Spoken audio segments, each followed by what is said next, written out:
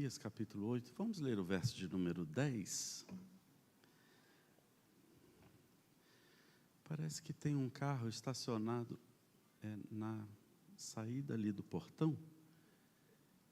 Se alguém se lembra onde estacionou, que estacionou ali, se não, vamos pedir para trazer o modelo do carro, né? A placa direitinho para a gente anunciar, tá?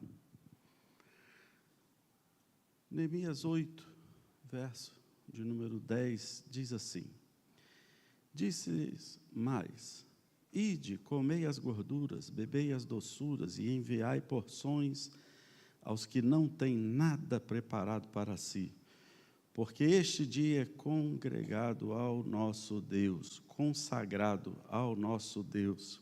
Portanto, não vos entristeçais, porque a alegria do Senhor é a vossa força. Os irmãos podem tomar seus assentos.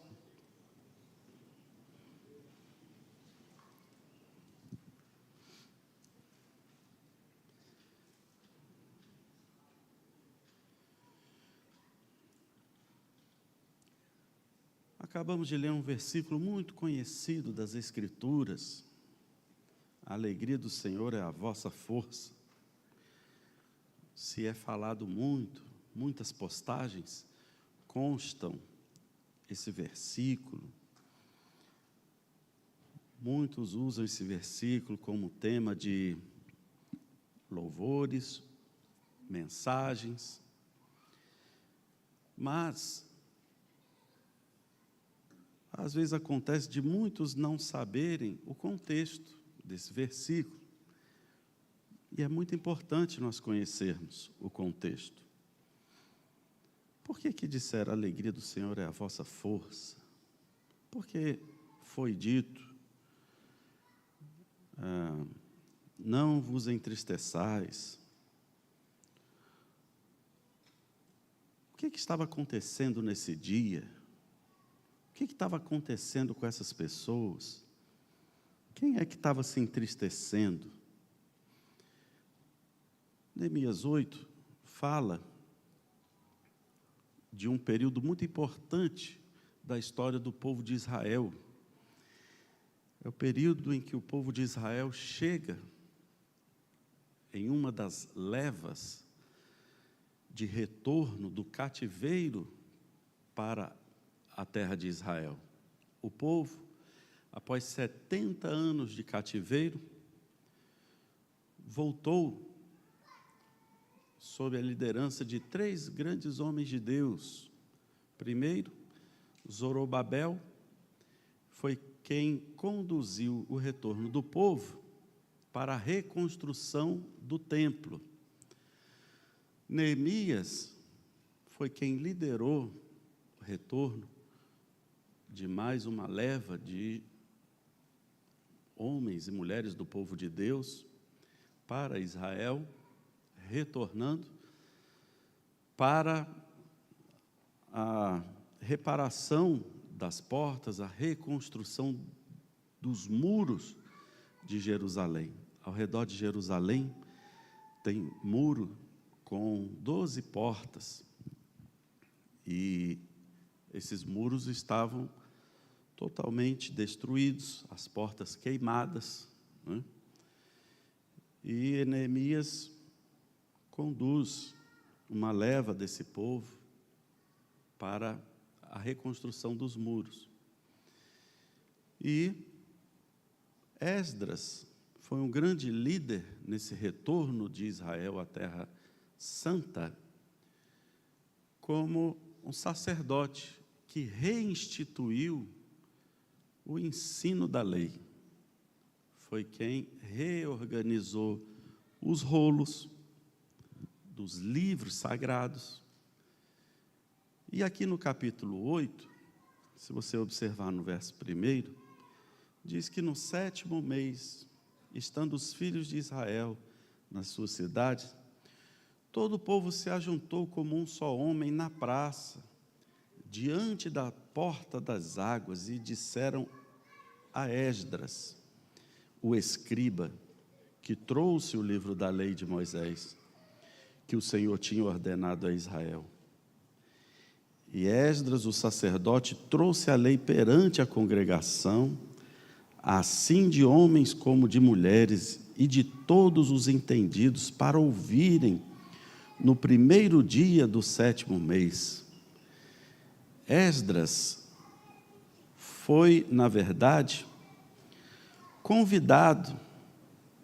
O povo demonstrou o interesse de ouvi-lo. Esse é o primeiro segredo para você ter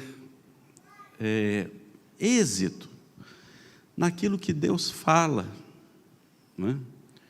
Num culto, qualquer coisa que distrai, que tira a atenção do que está sendo pregado, deve ser administrado, porque o povo estava querendo ouvir a palavra de Deus. O povo não estava querendo ouvir Esdras, o povo estava querendo ouvir Deus. Mas Esdras é aquele que transmite a mensagem da parte de Deus. Ele é o sacerdote, ele é o escriba. Ele é quem está ministrando aqui no capítulo 8 a palavra de Deus. Vocês imaginam então, depois de 70 anos de cativeiro, no cativeiro não tem pregação, no cativeiro não tem culto, no cativeiro não tem mensagem. Imagina o povo sedento por ouvir a palavra de Deus. E no verso 3 diz: e leu nela diante da praça que está diante da porta das águas, desde a alva até o meio-dia. A pregaçãozinha de Esdras, quanto tempo foi? É meia hora de mensagem? É 20 minutos de mensagem? O povo estava tão sedento que o povo não via a hora passar. Ninguém estava preocupado que hora que Esdras ia parar de falar. Eles estavam querendo era receber o que Deus tinha para entregar, né? Foi desde a alva até o meio-dia, perante homens e mulheres e entendidos. E os ouvidos de todo o povo estavam atentos ao livro da lei. Eu louvo a Deus por pastorear uma igreja assim. Está vendo a atenção do povo? Isso é tão importante. Para a gente chegar lá no versículo 10, nós temos que fazer o que o povo fez no versículo 3. Eles estavam atentos, estavam ouvindo com atenção. Tem tanta gente na Bíblia Sagrada que estava no lugar certo, estava fazendo a coisa certa, mas por falta de atenção no que Deus falou, perdeu a bênção. Então não basta vir para o culto, se chegar no culto e eu não prestar atenção no que Deus está falando, é isso que Apocalipse diz: quem tem ouvidos para ouvir, ouça o que o Espírito diz às igrejas. O Espírito Santo está falando, mas o povo tem que estar atento e desejoso de ouvir.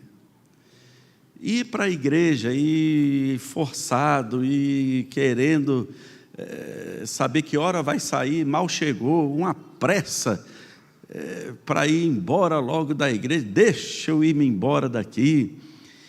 Se a pessoa não muda esse coração, aquilo que Deus está falando não vai surtir o efeito que surtiu em Neemias 8, porque tem que partir daqui, é do coração. Eu tenho que mostrar minha sede para Deus poder me dar água. Deus diz na sua palavra, o profeta Isaías escreveu, que Ele derramará água sobre o sedento. É quem tem sede, e não sede de água, mas sede de ouvir a voz de Deus. E Esdras não era um profeta, ele não entregou aqui revelação, ele leu a Bíblia. O povo estava com sede, era de alguém que lesse a Bíblia. Pregadores que me ouvem, aqui está uma grande lição e nós vamos ver outras a respeito da verdadeira homilética. Ao pregar a palavra, nós temos que pregar Bíblia. Eu não venho falar das minhas fraquezas, Eu, quando assumo esse púlpito, eu venho falar do poder dele. Eu não venho falar da limitação humana, eu venho aqui falar daquilo que Deus pode fazer, que Deus pode todas as coisas. Eu não fico treinando piadas para contar no púlpito, porque aqui não é circo. Eu passo o dia chorando na presença de Deus, pedindo uma mensagem, porque aqui é casa de oração. A palavra de Deus, ela se responsabiliza. Ah, pastor, mas eu não sei pregar. Irmão, conte uma história bíblica, o resto Deus faz. Se você não pregar mais nada, mas falar da Bíblia, falou tudo. E se você falar tudo, mas não falar da Bíblia, não falou nada. Se um hino não tem muita letra, mas a letra é Bíblia, o hino tem tudo que a gente precisa. Mas se no hino a Maria samba, e sacode a saia, e tanta coisa, e não tem Bíblia, não tem nada. O que nós queremos ouvir é a voz de Deus, e esse livro aberto é a voz de Deus falando. O povo não pediu: Esdras, vem aqui contar suas experiências pessoais. O povo pediu: Esdras, vem aqui ler deste livro, que tem palavras poderosas para transformar as nossas vidas. Foi isso. Então Esdras, verso 4, o escriba, estava sobre um púlpito de madeira. Um púlpito de madeira. Vai outra lição aqui. O púlpito era de madeira.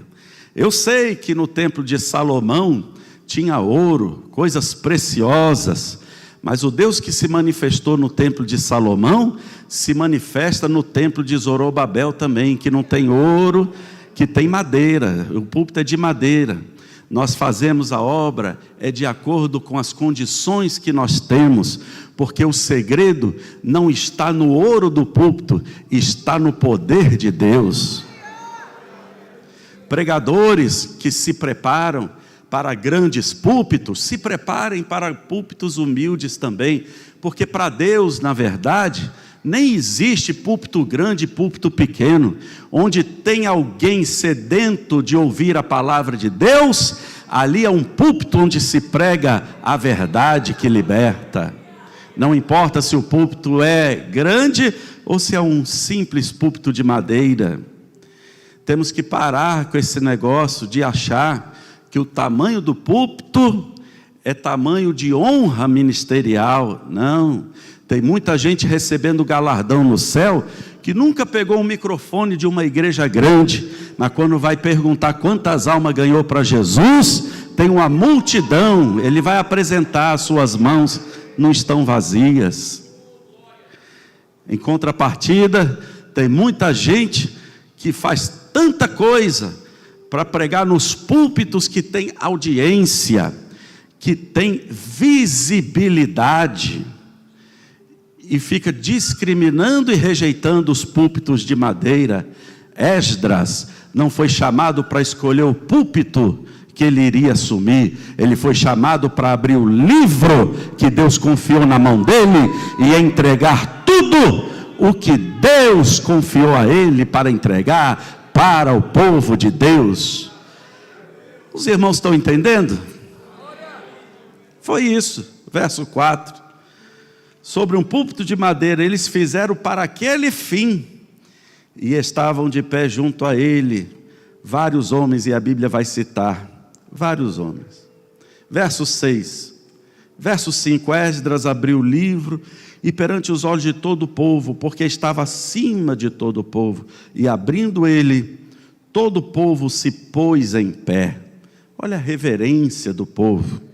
Segunda atitude que o povo tomou em relação à palavra de Deus, que os fez desfrutar daquilo que Esdras estava lendo. Eu estou pregando aqui para você desfrutar do que eu estou pregando. Se eu pregar e você não desfrutar de nada do que eu falar aqui hoje, é como um sino que tine. é como uma semente que cai à beira do caminho, ou entre pedregais, ou entre espinhos.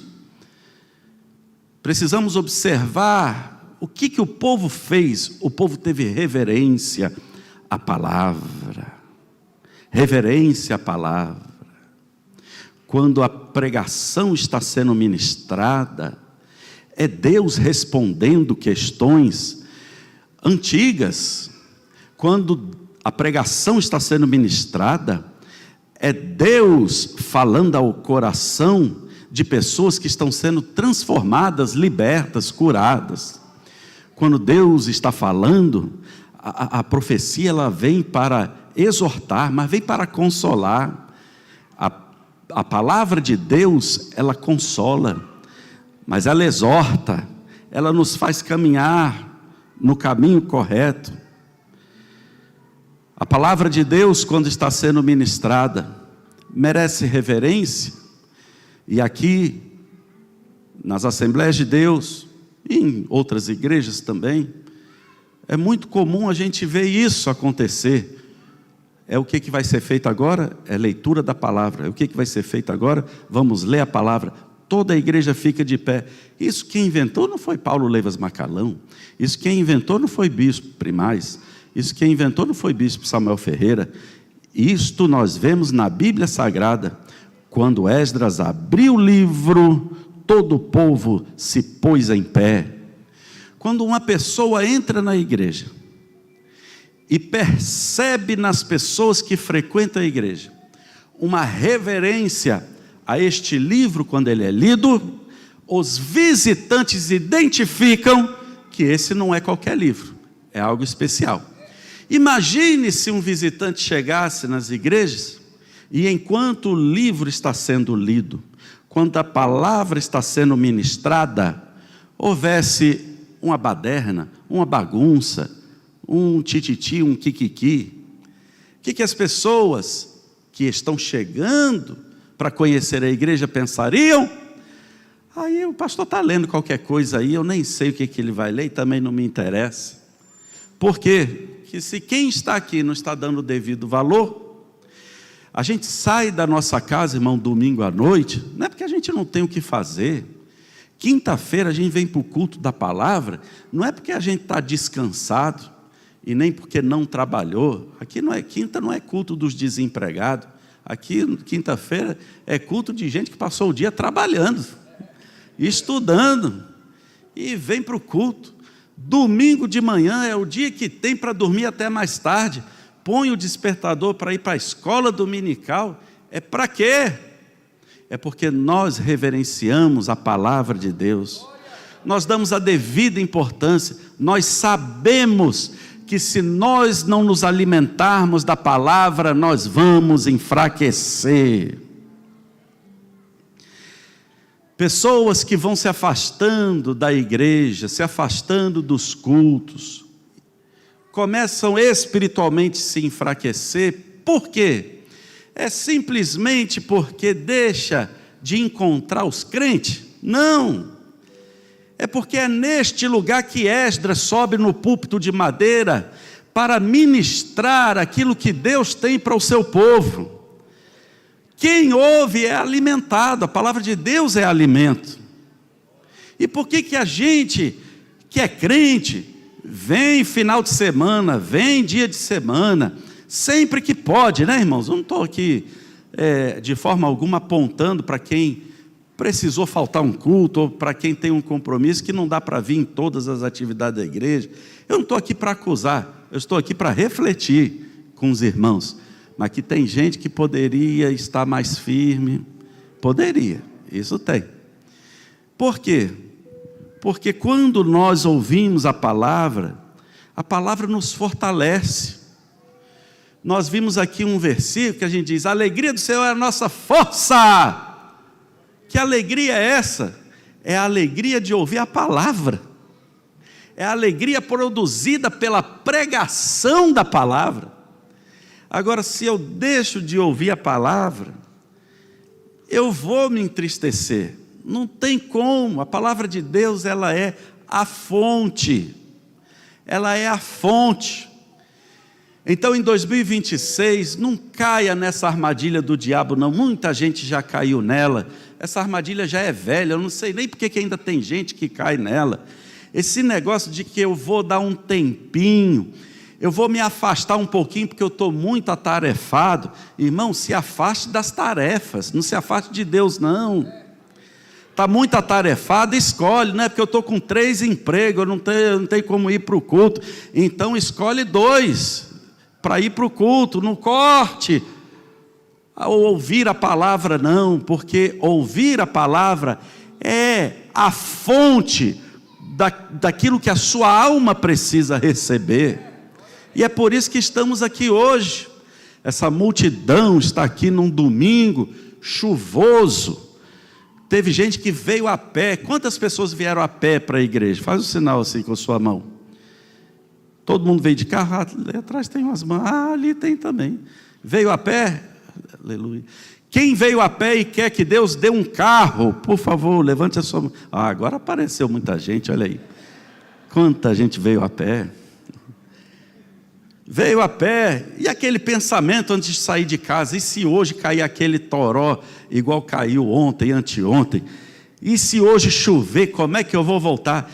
Quem veio a pé, veio, porque disse, eu vou, como eu vou voltar eu não sei, ainda que eu volte debaixo de chuva, eu chego em casa todo ensopado por fora, mas alimentado por dentro, mas eu vou.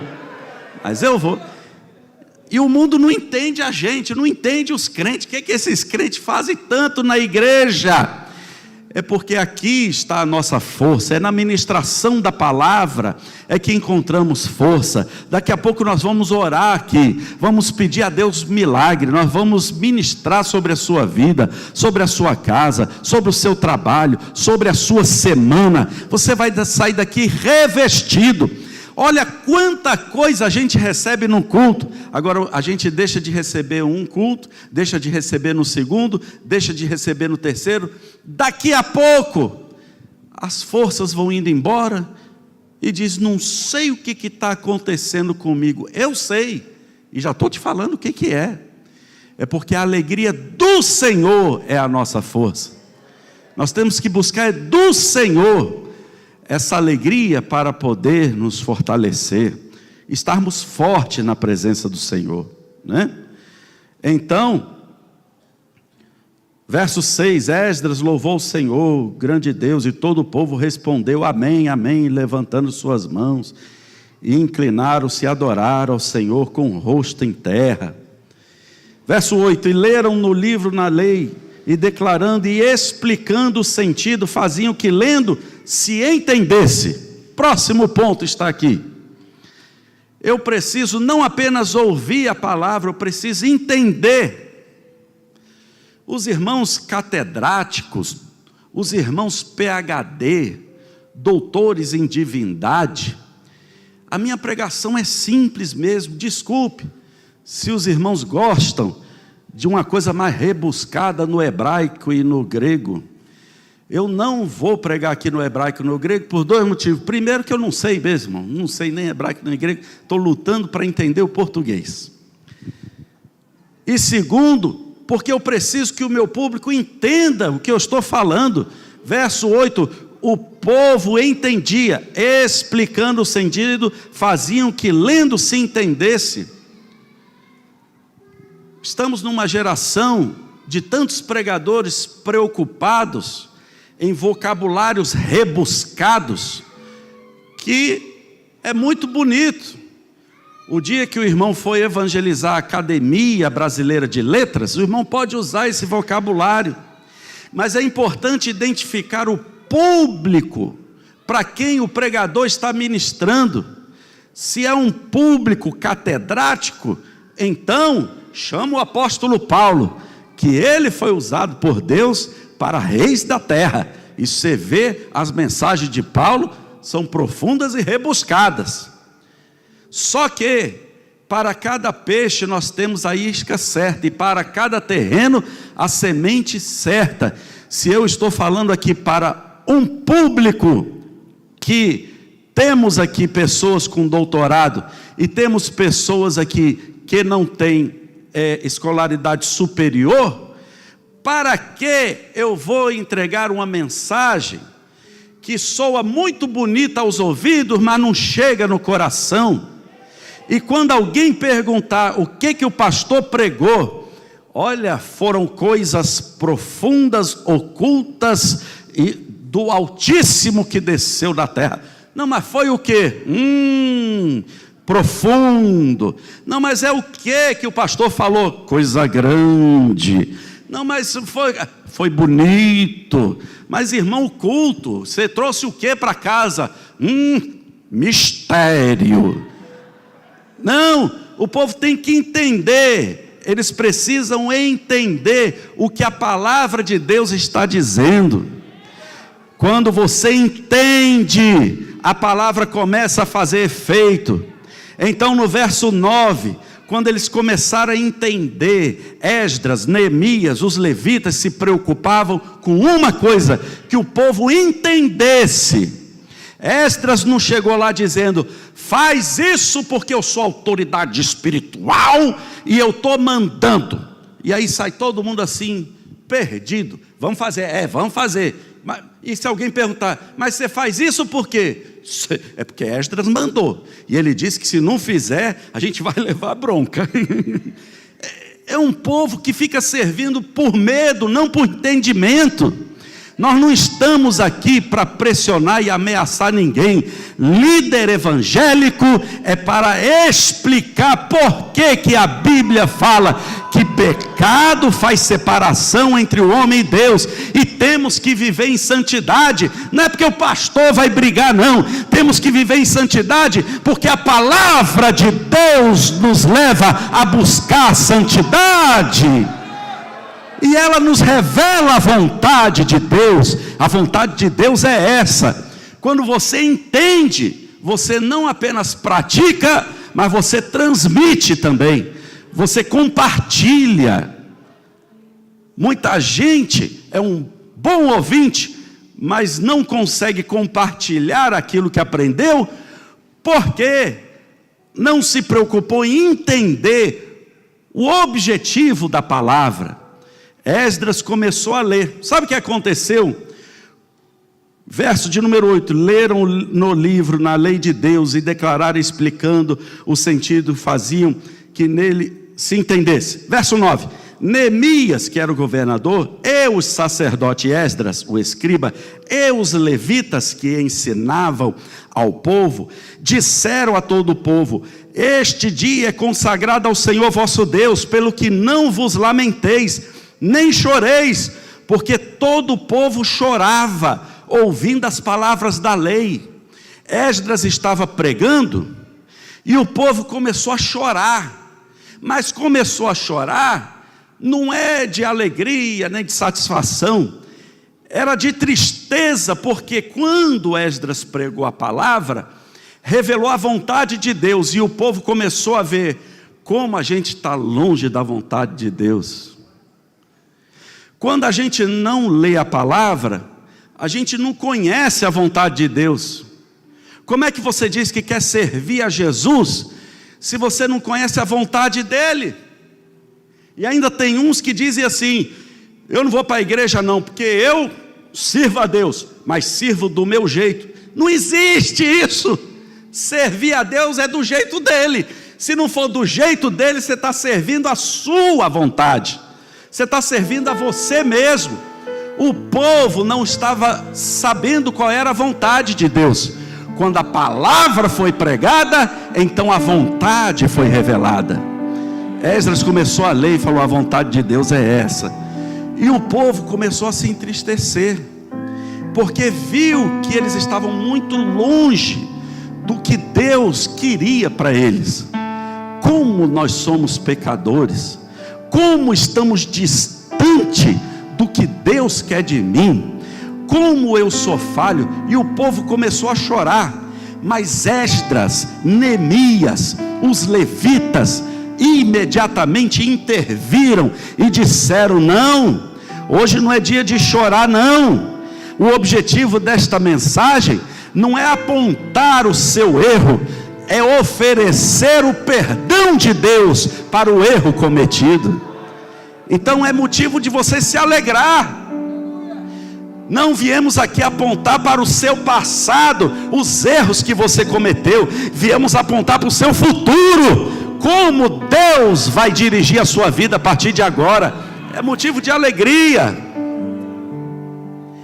O pregador não pode terminar a mensagem no lamento, apontando os erros, porque aí não é mensagem, aí é condenação. Porque vocês são pecadores. Obrigado pela oportunidade, entrega a palavra. Aí volta todo mundo para casa assim. E aí? Nós somos pecadores? O irmão lê só a metade do versículo. Quero pregar nesta noite, amada igreja que está reunida em Sumaré: no mundo tereis aflição. Obrigado pela oportunidade. Vai sair todo mundo daqui assim: ai meu Deus, a minha vida então agora vai ser de aflição enquanto eu viver na terra. Não, a continuação do versículo diz: mas tem de bom ânimo. No mundo tereis aflição, mas tem de bom ânimo. Se eu pregar só que no mundo nós temos aflição, e não pregar que nós temos que ter bom ânimo porque Ele venceu o mundo, a mensagem está incompleta.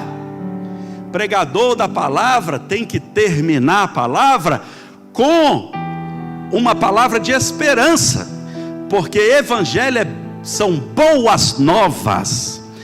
Quando Deus aponta para o erro do povo, não é querendo mandar eles para o inferno, é querendo que eles se convertam, se arrependam e mudem de vida. E isso é motivo de alegria. Imagine alguém que passou a vida cometendo o erro, vivendo no pecado, e ouve uma mensagem como essa e diz: eu quero aceitar Jesus como meu Salvador. Eu quero hoje aceitar essa palavra, porque eu entendi a vontade de Deus para a minha vida. Ele não quer me matar, Ele não quer me condenar, Ele quer me salvar. Mas para eu me converter, primeiro eu tenho que reconhecer que eu estou errado. Porque se o pecador não reconhecer, ele está no erro, e não reconhece que está no erro, ele nunca vai sair do erro. A palavra sempre, quando é para apontar onde estão as nossas falhas, é para mostrar o poder de Deus que transforma as nossas falhas e nos faz assentar em lugares celestiais e nos garante a vida eterna. Ele fecha a porta do inferno para você e abre a porta do céu, se você entender e receber e aceitar como o povo aceitou. O final da mensagem tem que ser de esperança, de alegria. Esdras diz: não, eu não vim aqui pregar para vocês saírem daqui chorando, não. Eu vim aqui pregar para vocês saírem daqui se alegrando. Irmão, já passa a semana toda vendo tanta coisa que faz chorar na televisão, tanta coisa que faz chorar no Instagram, tanta coisa que faz chorar no trabalho, tanta coisa que faz chorar na escola. Ainda chegar em casa, ter um pastor que faz o povo chorar que eu digo de tristeza, né? Chorar de raiva, chorar de sei lá de quê. É o choro ruim, que tem o choro de alegria, né? O choro ruim, choro de tristeza. Esse choro é do inferno. A Bíblia diz que no inferno é choro e ranger de dente. É desse choro que eu estou falando. E no céu não, Apocalipse diz que Ele vai enxugar dos nossos olhos toda lágrima. Lá não entra choro. Toda vez que você vem para a casa de Deus e Deus renova a sua alegria, é como se você vivesse na terra um pedacinho do que você vai viver no céu. Oh, aleluia, glória. Sumaré adoração, profeta Eli. Eu quero cantar um hino alegre, viu? Pensa aí num animado e multiplica por 2. Não é agora não, mas já vai preparando aí, que eu já estou com vontade de pular de alegria. Teve gente que chegou aqui meio abatido, meio entristecido. Isso é coisa do diabo, irmão. A palavra de Deus não é ministrada para te entristecer. Esdras diz: chega, acaba com isso. Não é para ninguém sair daqui chorando, com tristeza, não, porque esse dia é consagrado ao nosso Senhor. A alegria do Senhor é a vossa força. Verso 11: e os levitas fizeram calar todo o povo, dizendo: calai-vos, porque este dia é santo, por isso não vos entristeçais. Então todo o povo se foi a comer e a beber, e a enviar porções, e a fazer grandes festas, porque entenderam, está vendo aqui, ó? Porque eles entenderam as palavras que lhes fizeram saber. Oh, irmão, se eu pudesse ir na cabecinha de cada irmão, de cada irmã, e colocar essa palavra aqui dentro hoje, para você entender que Deus quer que você tenha uma vida de alegria. Escolha hoje ser alegre. Essa alegria não foi só para a hora da mensagem, não. Eles foram, o povo se foi.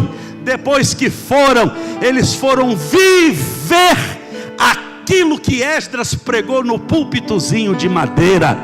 Eu não quero que essa mensagem fique aqui no domingo à noite na igreja de Sumaré, não. Eu quero que você vá e leve esta palavra e vai viver, vai comer, beber, enviar porções, fazer grandes festas. Por quê? Porque você está entendendo a palavra do Senhor. Deus quer te ver alegre. Você pode dizer com um sorriso nos lábios para alguém que estiver do seu lado: Deus quer te ver alegre. Não, irmão, não. Espera aí, eu vou até beber água aqui, espera aí.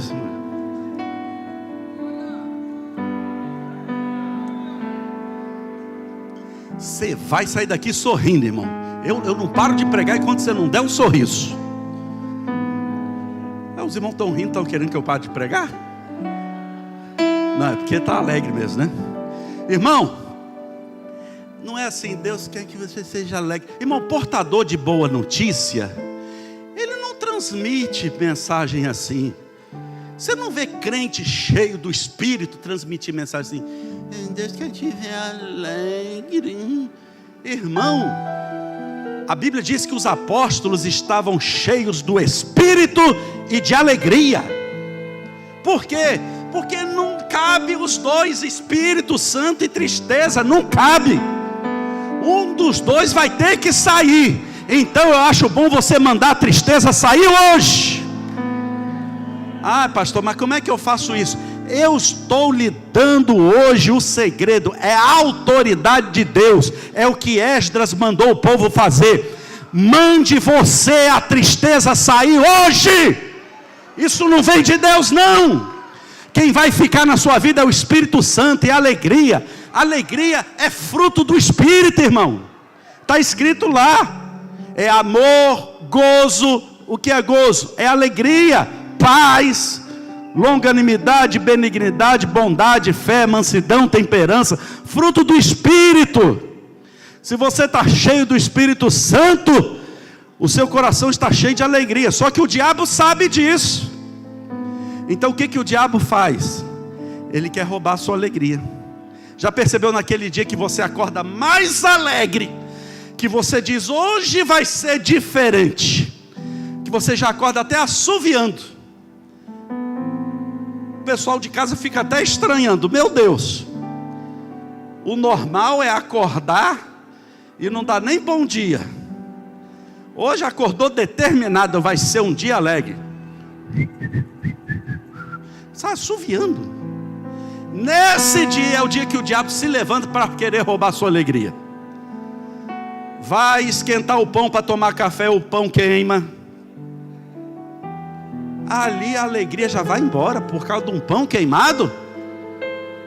Ah, irmão, olha e diz: é livramento, esquenta outro pão. Sei lá o que tinha nesse pão. Se deu errado, é porque não era de Deus. Tem gente que fica baseando a sua alegria nessas coisas. Tem gente que baseia a sua alegria no dinheiro. Aí quando olha para a conta que não tem dinheiro, a alegria acaba. Os irmãos que estão rindo, pode saber, às vezes são os que menos têm dinheiro. E riu por quê? Porque se identificou com o que eu falei. Pastor, se a minha alegria dependesse da minha conta bancária, eu estaria em depressão há vários anos. Aí você vê aquele irmão que já entra sorrindo: alegria do Senhor, a nossa força é. Aí você diz: deve estar com a conta cheia de dinheiro. Quem pensa isso é quem baseia a sua alegria no dinheiro. Mas aí vai ver a conta do irmão: irmão, como é que está a sua conta? Ele não tem nem vergonha de falar, porque não tem nada para esconder mesmo, né? Então ele já diz: irmão, o irmão está perguntando porque Deus mandou fazer alguma coisa. Se Deus mandou, entrega logo, que eu recebo tudo. Quem tem muito dinheiro fica desconfiado quando alguém pergunta como está a sua conta. Mas a gente que já não vê conta recheada faz tempo, quando alguém pergunta como é que está a sua conta, você já dá uma sapateada: eita, Deus vai falar agora. Usa. Mas o que tem de gente, eu estou falando assim descontraído, mas o que tem de gente no mundo que quando acaba o dinheiro procura o suicídio. Por quê? Porque não é a alegria do Senhor. Em que a gente está baseando a nossa alegria? Irmão, nossa alegria não depende das circunstâncias não, viu? Os crentes mais alegres da igreja, pode perguntar, às vezes está passando uma situação difícil, mas por que continua alegre mesmo com situação difícil? É porque ele sabe que as coisas vão melhorar. Romanos 12:12 diz: alegrai-vos na esperança. Não é na bênção não é só quando a bênção chegar, é na esperança. Irmão, você está tão alegre por quê? Que bênção você recebeu? Receber, eu não recebi não, mas estou na esperança. Tem algum crente na esperança aqui? Eita, então se alegra. Você vai perdendo a alegria quando vai perdendo a esperança de coisas boas. Tem gente que vive na expectativa de coisa ruim. Ai meu Deus, tocaram a campainha aí de casa. Misericórdia, será que eu abro? Por quê? Você está esperando alguma coisa ruim? Quem está esperando coisa boa, quando toca a campainha, ele já dá um pulo, já vai correndo. Eita, Deus falou que ia mandar provisão. Será que é ela? Será que chegou? Porque está na expectativa de alguma coisa boa. Tem gente que não atende telefone. Se toca o telefone e é do banco, ele diz: será que é cobrança? O irmão está esperando coisa ruim. Quem está esperando coisa boa, toca o telefone do banco. Eita, apareceu provisão lá, estão me ligando aqui para eu ir no banco receber alguma coisa. É vitória que chegou para mim. Está na expectativa. Aí quando atende o telefone, vê que não é daquela vez, mas continua na expectativa. Alegrai-vos na esperança. Irmão, isso que eu estou falando é a mais pura verdade. Não espere receber a bênção para se alegrar não, tá? Isso daí é uma historinha do diabo muito antiga, mas eu estou desmascarando ele hoje aqui para você. Esse negócio que você só vai se alegrar quando a bênção chegar, não, é para se alegrar antes dela chegar, tá? Você está esperando, então já vai se alegrando. Se você está esperando, se você tem promessa, já vai se alegrando na promessa, na esperança. Quem não consegue se alegrar enquanto espera, não se alegra quando a bênção chega também. O maior exemplo disso é o povo de Israel, que Deus mandou fazer festa no deserto, e o povo não fez. Por quê? Eu não, fazer festa no deserto? Quem é que faz festa no deserto? Aqui, Moisés, nós não temos pepino. Aqui, Moisés, a gente não tem cebola. Como é que alguém que não tem pepino e cebola vai fazer festa? Não. Quando chegar em Canaã, a gente faz festa. Eu pergunto, esse povo que só murmurou na prova, quando chegou em Canaã, fez festa? Não, irmão, murmurou de novo. Pronto, está aqui, chegou em Canaã, pronto. Agora vocês vão fazer festa? Ah, não. Até que a terra é boa. É mana, leite, mana, mel. Uva, olha os cachos de uva. Coisa linda, coisa grande. Mas eu não gostei das muralhas. Eu não gostei das muralhas. Se já tivesse se acostumado a fazer festa no deserto, ia chegar lá, ia fazer festa com muralha, com gigante, com problema, ia continuar fazendo festa.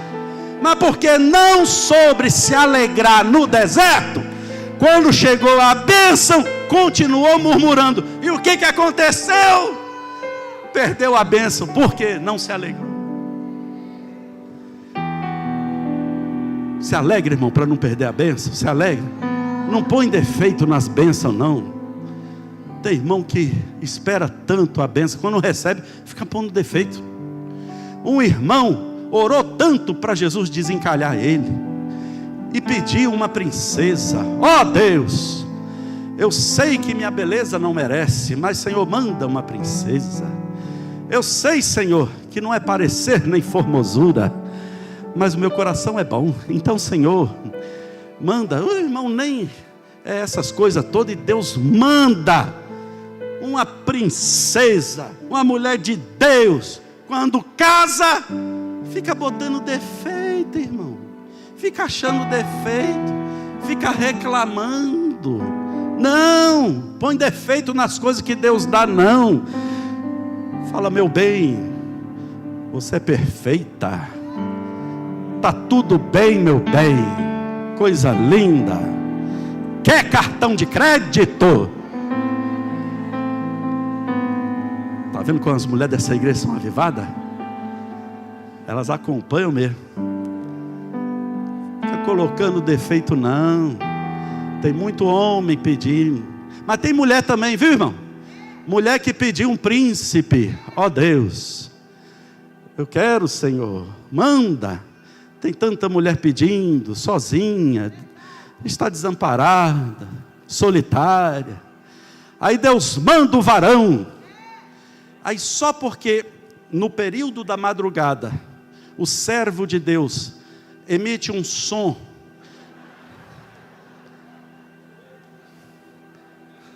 de serradeira elétrica. Meu Deus, até quando aguentarei essas coisas? Não põe defeito não. Ele só ronca quando está cansado. Ele está trabalhando muito para pagar os cartões de crédito, por isso que ele está roncando. Os irmãos pensam que eu estou falando assim descontraídamente, mas o que tem de gente, irmão, que põe defeito naquilo que Deus entrega, o que você está vivendo hoje.